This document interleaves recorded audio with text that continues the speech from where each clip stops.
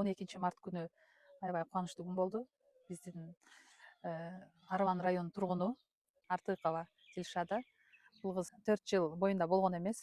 Анан азыр медицина аябай өнүккөн мезгил.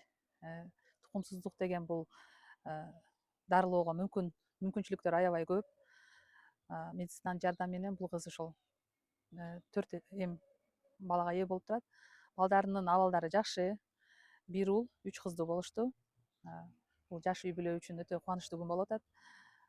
Буюрса абалдары туруктуу. Балдардын да, эненин да абалы жакшы. 4 эм буга чейин да болгон, бирок мына 4 тең аман эсен үйгө чыгарылып атканы мына биринчи жолу жакшы болуп чыгып атышат. Буга чейин бизде 3 эмдер, 5 эм дагы болгон. Аябай эле көп азыр. Туура байкапсыз, ушундай тенденция болуп атат. Кош бойлуулук, ошол многоплодная беременность деген көп бизде.